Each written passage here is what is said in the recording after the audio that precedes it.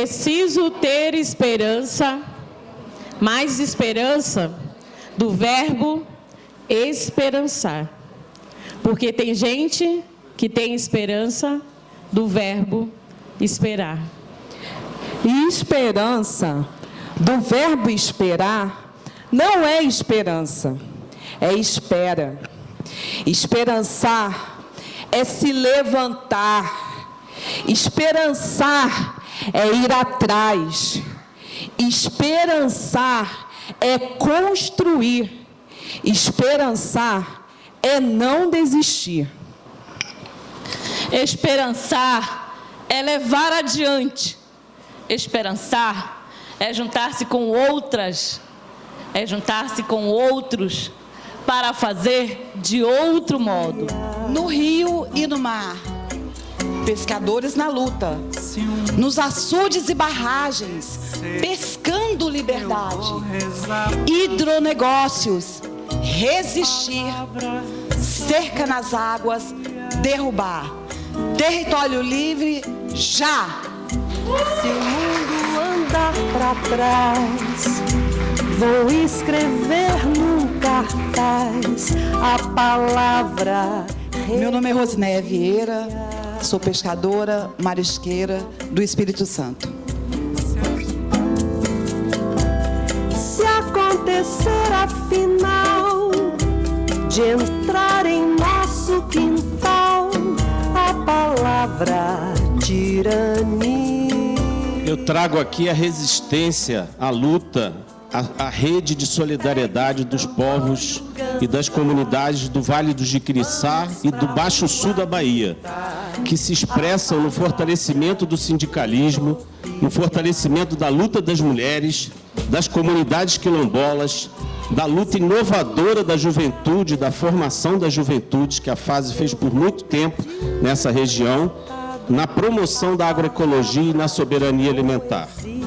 Eu sou Carlos Eduardo do SASOP, parceiro da FASE, e com muito orgulho eu trago essa luta aqui para vocês. Se o mundo andar para trás, vou escrever num cartaz a palavra rebeldia. Eu trago um retrato de uma xilografura, né?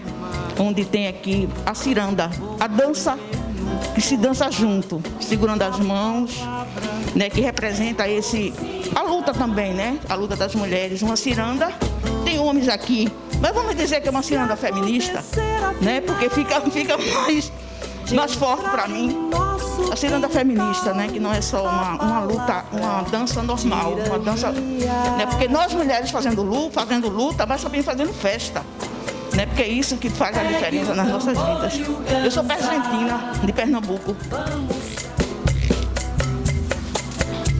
E se acontecer afinal de entrar em nosso quintal a palavra tirania. Território do extrativista de Pirocaba, significado Cabras de Fogo, é o território da resistência, o território do bem viver. E eu sou a extensão desse território, eu sou a extensão do rio, eu sou a extensão da terra, eu sou a extensão da floresta. Contra todos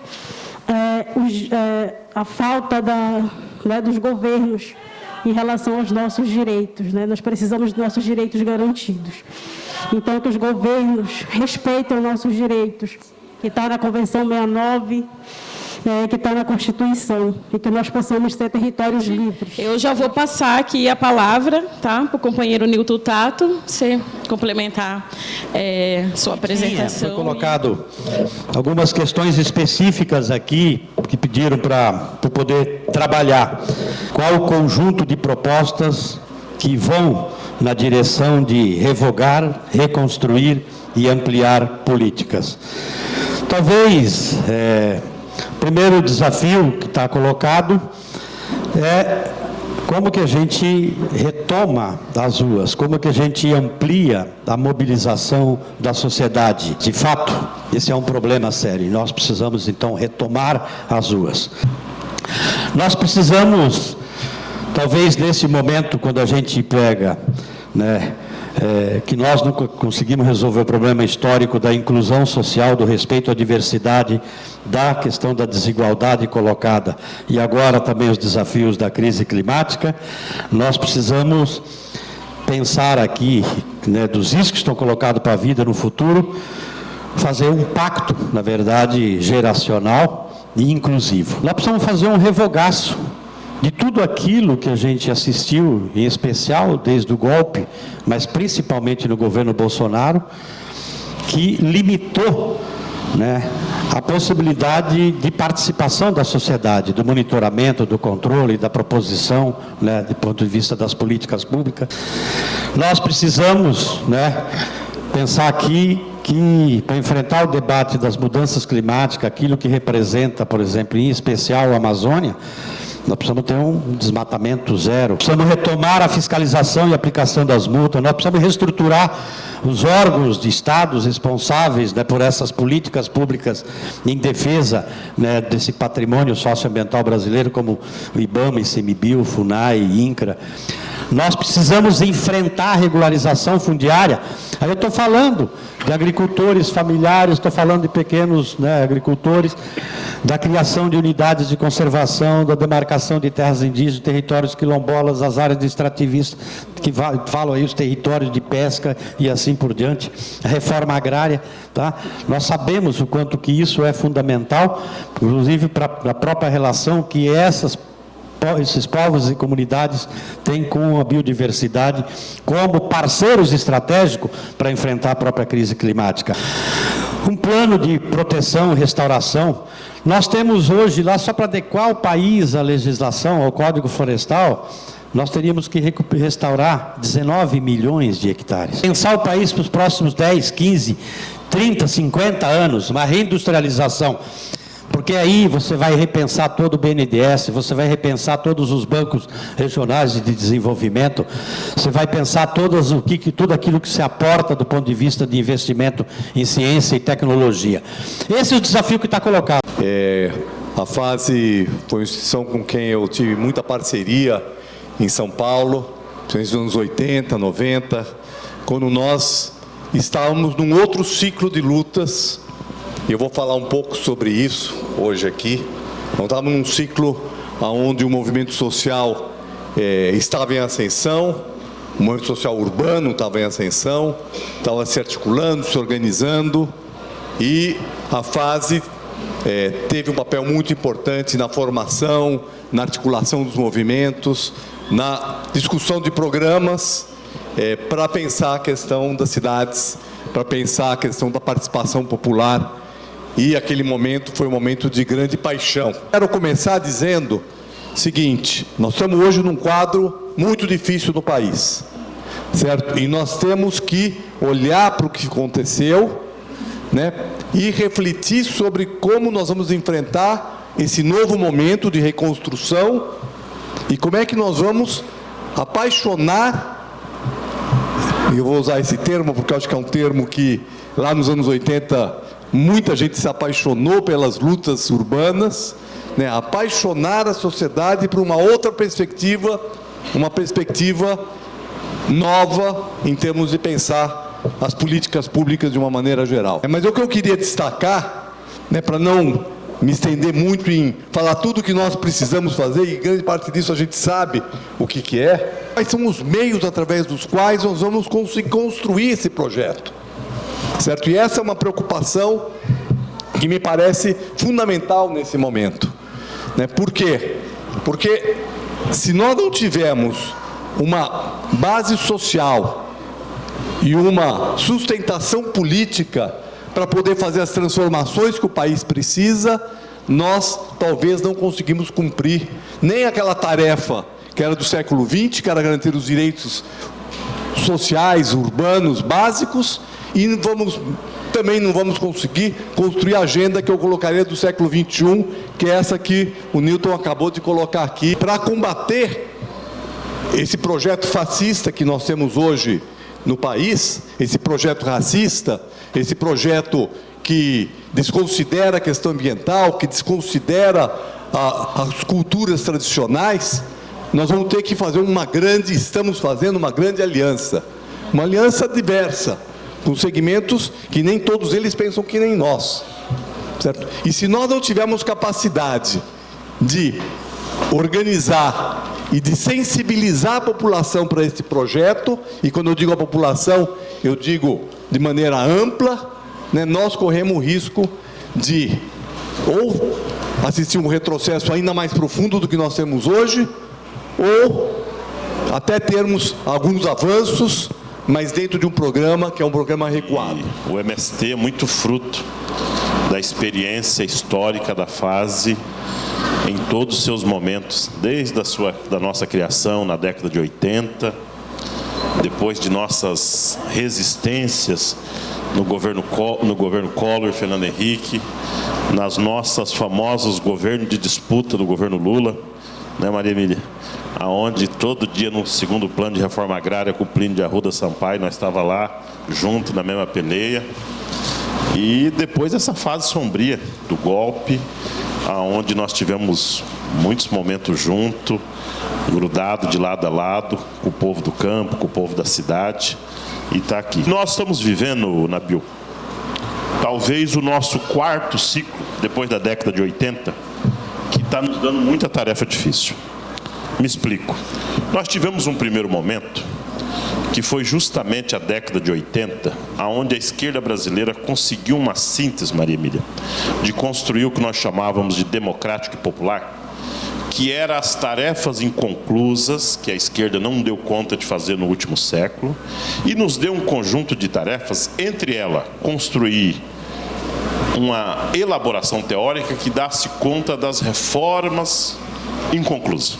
Nós fomos avançando na década de 80, além de ter que construir instrumentos fortes, e nisso a fase ajudou muito, MST, o PT, a CUT, fortalecimento das SEBs, a organização da CMP, está aqui meu amigo Dito, e todo o conjunto do movimento popular, se deu nessa construção da década de 80 com essa tarefa. Pasmo vocês que nós tivemos um governo Lula, o governo da Dilma, e a direita diz, opa, brincadeira, brincadeira, mas vocês não vão fazer essas reformas. E nos segurou em todos os espaços possíveis. Depois disso, nós tivemos uma segunda fase muito de briga, que foi a fase justamente dos governos do PT, aonde se criou uma expectativa muito grande nesses 10 anos. E acho que nós tivemos avanços imprescindíveis para estar aqui até hoje. E mais uma vez, poderíamos ter dado um salto à frente, e a direita vai lá e nos bloqueia e diz, vocês não vão seguir com essa experiência de vocês, não. Terceira fase que nós vivemos foi da onde eu chamo da derrota política que a esquerda teve, que foi a partir de 2013, com aquele grande movimento de massa que aconteceu no país, que alguns de nós diziam que ia pela esquerda, uns diziam que ia pela... Enfim, resumo da ópera. Ali desandou o angu. Com tudo isso, Nilton, correndo o risco de falar um besterol, eu acho, olha Maria Emília, a afirmação que nós vamos fazer, que nós estamos no nosso melhor momento dos últimos 10 anos da esquerda brasileira. E esse é o meu ponto de partida que eu quero trazer nessa noite. E é um otimismo da luta, da esperança, um otimismo da briga. Mas eu acho que nós estamos no nosso melhor momento. E quando eu quero chamar a atenção do nosso melhor momento, não é somente porque eu acho bonito falar isso, é porque nós temos análise que comprova isso. Vamos por parte. Primeiro, o lado de lá está numa situação difícil, apesar de ter muita força. Difícil, primeiro, porque eles conseguiram fazer uma proeza de dividir parte deles, que nos derrotou em 2018, com a Terceira Via e Companhia Limitadas, as disputas que estão sendo travadas no campo do STF, os problemas econômicos que têm trazido o Brasil num grau de pobreza que dificilmente eles vão dar conta de resolver em 4, 5 meses. E, por fim, todo isolamento internacional que o Brasil vive. E isso é vida real. Ou seja, isso são elementos que têm que ser levados em consideração. Nós temos uma esquerda que conseguiu unificar e ter uma unidade com toda a dificuldade. Ou seja, não é pouca coisa o que está acontecendo nos últimos 8 dias da rede, do PSOL, do PCdoB, do PT conseguir ter uma agenda unitária e dos movimentos populares como um todo. E, por fim, nós temos um histórico de luta social que fizemos no último ano, que nos dá a credencial de dizer que a militância não é a militância só do controle remoto do sofá. Diante disso, eu queria chamar a atenção dizendo que nós temos 4 grandes tarefas nesse próximo período que nós não podemos cochilar. Tarefa número 1 é manter a unidade da esquerda e a luta contra o Bolsonaro. Nós não podemos cochilar com esse povo. É ficar atento em todos os momentos e mobilizado em clima de luta. Segunda tarefa é a organização dos nossos comitês popular, comitê de luta, como uma forma de resistência que ultrapassa as caixinhas clássicas do movimento popular. Terceira grande tarefa é a nossa organização programática. E aqui abro um parênteses para ir para o campo, para olhar lá da roça, nesses meus 2 minutos, dizendo que nós temos no campo, Sônia, 4 tarefas, Nilton, para trabalhar. Primeiro é recolocar o tema da terra e da reforma agrária na ordem do dia. Ponto 2 é o tema da questão ambiental combinado com a questão da produção de alimento. Mais do que nunca está comprovado que a crise econômica, combinado com a crise climática e a concentração de terra, não tem como nós ter produção de alimento no país. Então isso tem que vir para a pauta. Terceira grande tarefa que nós vamos ter que discutir com muito carinho é a questão do mundo do trabalho, a tecnologia no campo e na cidade. Nós temos hoje aproximadamente 50 milhões de brasileiros que vivem de alguma forma do campo. Boa parte deles são dependentes das tecnologias que vão estar aí do agronegócio, combinado com o veneno e tudo que nós conhecemos. Isso precisa vir para a ordem do dia. Por fim, e não menor, nós não podemos passar despercebido com o tema da violência no campo. E quando eu falo violência, não é para amedrontar o nosso povo de ir para a luta. É para nós saber que com o bolsonarismo não se brinca.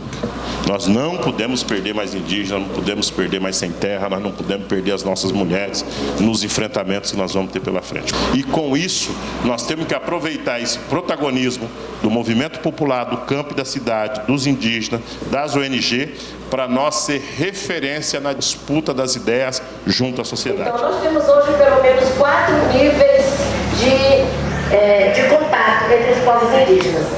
Nós temos povos que têm 400 anos de contato, como exemplo o meu povo Guajajá, 400 anos de contato já, né? Nós temos povos de recente contato, que eles que estão entre 30 e 100 anos já, né? Que tem contato com outros povos e também com as cidades. Maranhão também tem o povo Guajajá, o povo Capó, por exemplo, que está nesse grupo, né, de recente contato. Na Amazônia inteira tem também grupos que estão nesse nível, né? Cada um desses povos é preciso que houvesse políticas específicas e diferenciadas. No entanto, nós temos política de educação e saúde, né, constitucional, no direito, né, à especificidade, o que na prática nem sempre se aplica, assim como todos os direitos adquiridos no Brasil, né? Nós temos uma política de demarcação de terra indígena que é garantida na Constituição, embora seja um direito originário, né, que antecede a Constituição, mas que também é preciso muita luta para que essa demarcação seja implementada. E, especialmente nesse governo, o que era ameaça, né, de não demarcar terra, aquela que foi em campanha, se transformou em política pública desde o primeiro dia de governo. A União demarcar os territórios indígenas, ele se nega, né, não demarca, e aí depois nega as políticas públicas. Então, no ano passado, 2020, né, a PIB entrou com uma ação no Supremo Tribunal Federal para garantir o atendimento, né, igual para todos os povos, independente do lugar onde se vive. E aí citamos ali claramente indígena, questão de contexto urbano. Na mesma situação, a gente também entrou com uma ação para garantir a vacina para os indígenas que estão em contexto urbano. Então, todo indígena que está em contexto urbano que vacinou foi graças a essa ação da PIB. Então, a gente tem olhado, sim, para essa situação, para todos, né, os povos, independente do tempo, independente do lugar que eles estejam. Se não se implementa, aí não é culpa do movimento, né? É muita luta que tem que se fazer todo mundo para que seja implementado esse direito.